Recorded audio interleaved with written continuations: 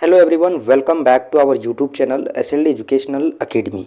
आप सभी को एक बार पुनः स्वागत है आपके अपने इस प्यारे से YouTube channel SLD educational academy पे।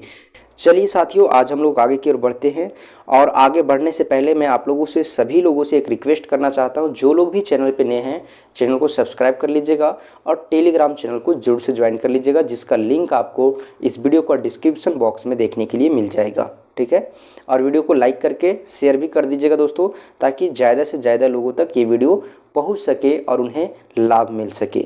चलिए देखिए, इस वीडियो के अंतर्गत आज हम लोग डिस्कस करने वाले हैं जो भी आपका ऑर्गेनिक फार्मिंग जो आपका मैनर पेपर है, मैनर वोकेशनल, ठीक है, मैनर पेपर जो आपका ऑर्गेनिक फार्मिंग है, इस ऑर्गेनिक फार्मिंग के अंतर्गत जो भी आपका इम्पॉर्टेंट क्वेश्चंस बन रहा है उस सारे क्वेश्चंस को हम एक एक करके यहाँ पे डिस्कस कर रहे हैं। ठीक है, तो आप लोग पेशेंस पूर्वक जो है वो पूरे प्रश्न को देखिए और समझने की कोशिश कीजिए। इससे बाहर आपका एक भी क्वेश्चंस आपके एग्जाम में देखने के लिए नहीं मिलेगा।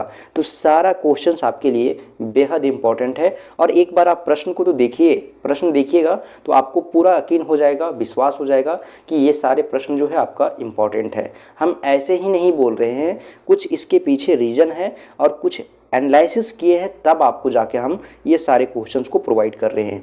आज का एग्ज़ाम हो या फिर आने वाला जो आपका अगले दिन में होने वाला एग्ज़ाम हो, इस दोनों दिन के लिए जो आपका ये क्वेश्चंस है वो बेहद इंपॉर्टेंट है ऑर्गेनिक फार्मिंग के अंतर्गत। ठीक है, तो आप लोग देखना बिल्कुल मत भूलिएगा और क्वेश्चंस को देखने के बाद क्वेश्चंस को एक बार प्रैक्टिस जरूर से कर लीजिएगा। ठीक है, प्रैक्टिस बहुत ही अच्छा करने से आपका एग्ज़ाम बेहतर जाएगा।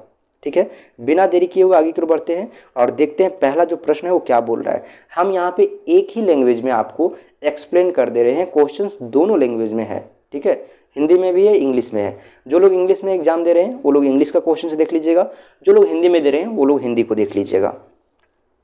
चलिए, पहला जो प्रश्न है वो यहाँ पे बोला गया है, जैविक खेती को जीरो बजट की खेती भी कहा जाता है।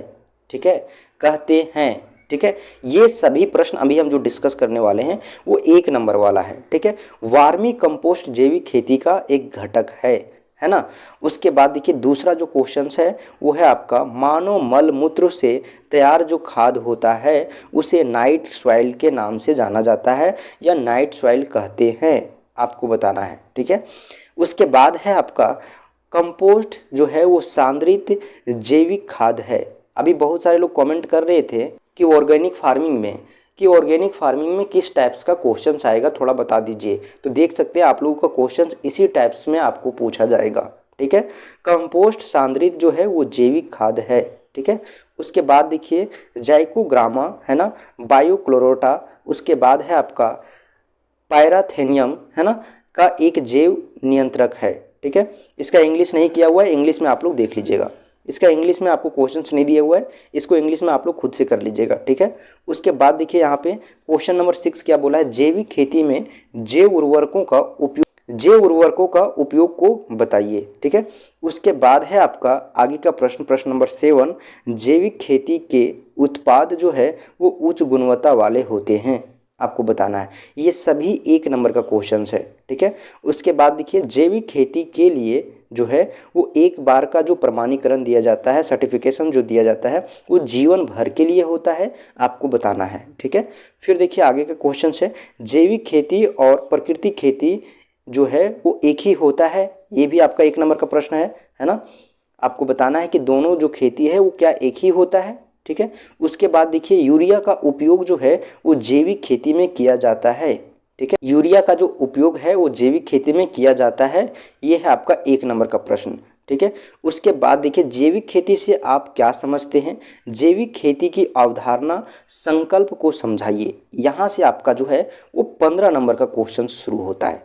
ठीक है, तो 15 नंबर वाला क्वेश्चन आपको देखना बेहद जरूरी है। 1 नंबर वाला क्वेश्चन आपका वहाँ पे डिफर कर सकता है, चेंज हो सकता है। ठीक है, बट आपका 15 नंबर वाला क्वेश्चन जो है वो आपको हूबहू आपको देखने के लिए मिलेगा। उसके बाद देखिए यहाँ पे आगे जो 12 नंबर प्रश्न क्या बोला, जैविक खेती को बढ़ावा देने के लिए गैर सरकारी जो संगठन है उसकी क्या भूमिका है, भूमिका बताइए। ठीक है। उसके बाद देखिए आगे 13 नंबर प्रश्न है। 13 नंबर प्रश्न क्या बोल रहा है, जैविक खेती के सिद्धांतों का वर्णन करें। इसका जो है ना दोस्तों आंसर हम प्रीवियस के वीडियो में जो आपका इंपॉर्टेंट क्वेश्चंस करवाए हैं उसमें आपको मिला है ना, तो आप जरूर से एक बार देख लीजिएगा, ठीक है। उसके बाद देखिए यहाँ पे बोला गया है 14 नंबर क्वेश्चन, भारत में जैविक खेती का जो क्षेत्र है या फिर दायरा है उसको आपको बताने के लिए बोला गया है, ठीक है। उसके बाद देखिए 15 नंबर प्रश्न है, जैविक खेती के लाभों पर जो है वो प्रकाश डालें, ठीक है।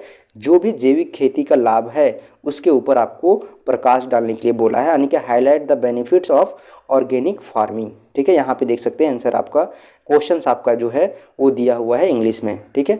16 नंबर प्रश्न देख सकते हैं क्या बोला है, जैविक खेती की सीमाओं पर जो है वो प्रकाश डालिए। जो भी सीमा है, जो लिमिटेशंस है उसके ऊपर आपको प्रकाश डालने के लिए बोला गया है। फिर है आपका 17 नंबर प्रश्न, ठीक है, जैविक खेती और प्राकृतिक खेती के बीच जो है वो आपको अंतर स्पष्ट करना है, ठीक है, कि जैविक खेती क्या है और प्राकृतिक खेती क्या है, ठीक है। इन दोनों के बीच जो डिफरेंस है उन डिफरेंस को आपको बताना है, ठीक है।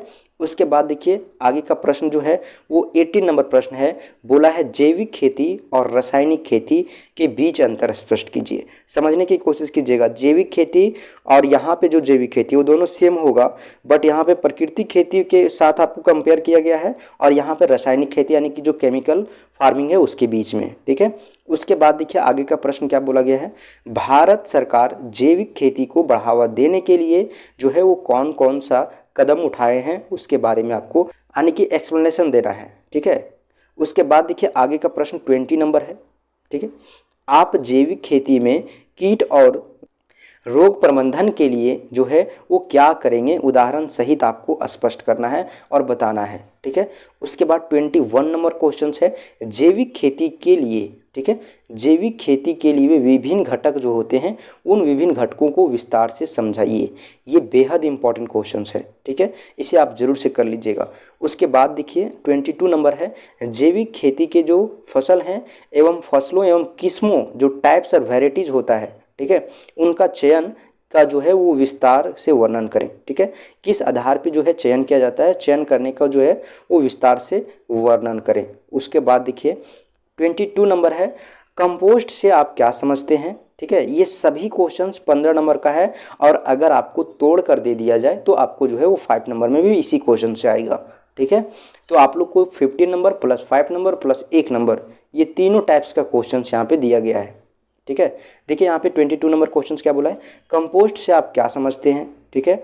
उसके बाद बोला गया है कि कंपोस्ट तैयार करने की जो विधियाँ हैं उन विधियों को विस्तार से समझाइए, ठीक है। अगर मान लीजिए इसी क्वेश्चन को अगर 5 नंबर में देना के रहा तो यहाँ से कंपोस्ट से आप क्या समझते हैं बस इतना ही देगा तो आपका जो है 5 नंबर का क्वेश्चन बन जाएगा, ठीक है। उसके बाद है 24 नंबर, जैव उर्वरक से परिभाषित कीजिए। जैव उर्वरक को जो है वो परिभाषित कीजिए, है ना, जैव उर्वरक को वर्गीकृत कीजिए तथा इसके लाभ एवं अनुप्रयोग की सीमाओं का वर्णन कीजिए, ठीक है। समझने की कोशिश कीजिएगा ये प्रश्न आपको क्या बोला है, जैव उर्वरक को परिभाषित कीजिए, साथ ही साथ आपको जैव उर्वरक को वर्गीकृत करना है और आपको बताना है कि इसका लाभ और अनुप्रयोग की जो सीमाएं हैं वो क्या है। वेरी वेरी इंपॉर्टेंट क्वेश्चन है दोस्तों, इसे आप लोग देख ही लीजिएगा किसी भी हालत में, ठीक है, एग्जाम से पहले। उसके बाद ये जो है आपका लास्ट प्रश्न था 24 नंबर। तो इस प्रकार से आपका टोटल जो है वो 24 क्वेश्चंस आपको दिया गया है जो आपके लिए बेहद इंपॉर्टेंट है, ठीक है। तो चलिए फिर हम लोग एक नए वीडियो में मिलते हैं, तब तक के लिए आप लोग को बहुत बहुत धन्यवाद। चैनल पे नए हैं तो चैनल को एक बार सब्सक्राइब करके वीडियो को शेयर जरूर से कर दीजिएगा, ठीक है। और टेलीग्राम ज्वाइन करना बिल्कुल मत भूलिएगा दोस्तों, अभी हम आपको ये PDF वहाँ पे शेयर कर दे रहे हैं, ठीक है।